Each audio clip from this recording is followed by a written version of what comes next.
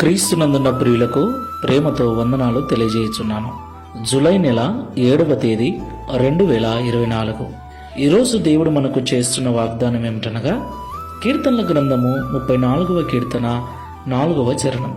నేను యెహోవా యొద్ద విచారణ చేయగా ఆయన నాకు ఉత్తరమిచ్చెను. నాకు కలిగిన భయములన్నిటిలో నుండి ఆయన నన్ను తప్పించెను. దేవునికి మహిమ కలుగునుగాక. నా ప్రియమైన సహోదరి సహోదరులారా, ఈ లోకంలో జీవిస్తున్న మనమందరం కూడా ఆయా సమయములలో భయపడుతూ ఉంటాం.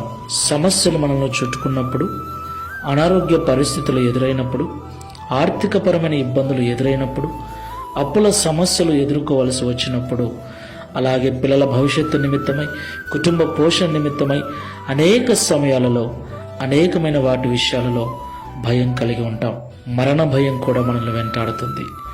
ఆ ప్రియమైన సహోదరి సహోదరులారా, దేవుని యొద్ద మనము ప్రతి విషయమును చెప్పుకున్నప్పుడు, అనగా ప్రతి విషయమును ప్రార్థనా విజ్ఞాపనముల ద్వారా కృతజ్ఞతాస్తుతులు చెల్లిస్తూ దేవునికి మనము మనవి చేసుకున్నప్పుడు ఆయన మనకు ఉత్తరమిచ్చి మన భయాలకు కారణమైన ప్రతి పరిస్థితిని చక్కబరుస్తాడు.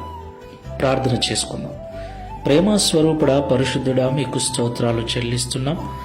ఈ ఉదయకాల సమయంలో దావీదు గారి ద్వారా మాతో మాట్లాడినందుకు స్తోత్రాలు. దావీదు గారికి ఎన్నో భయంకరమైన పరిస్థితులు ఎదురయ్యాయి. ఇలాగ అనేక భయాల చేత దావీదు ఇంటిని వదిలి అరణ్యములో తిరుగుతున్నాడు. అనేక పర్యాయములు ఆహారలేమితో బాధపడ్డాడు. ఎన్నో రకాల భయాల చేత దావీదు ఉన్నప్పుడు, ప్రతి విషయాన్ని నీ సన్నిధిలో మొరపెట్టినప్పుడు, నీకు మనవి చేసినప్పుడు, దావీదు మనవి ఆలకించి దావీదుకు కలిగిన భయాలన్నిటి నుంచి విడిపించిన దేవుడవు, నెమ్మదినిచ్చిన దేవుడవు, నీకు స్తోత్రాలు. ఇదిగో ప్రభువా, ఈ ప్రార్థనలో ఏకీభిస్తున్న వారిలో ఎవరెవరైతే ఎలాంటి భయాల చేత భయపడుతూ బాధపడుతున్నారో వారిని జ్ఞాపకం చేసుకోండి.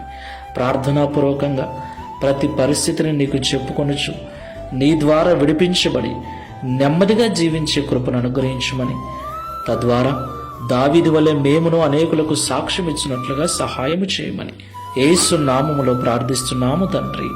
ఆమేన్. Praise the Lord. God bless you.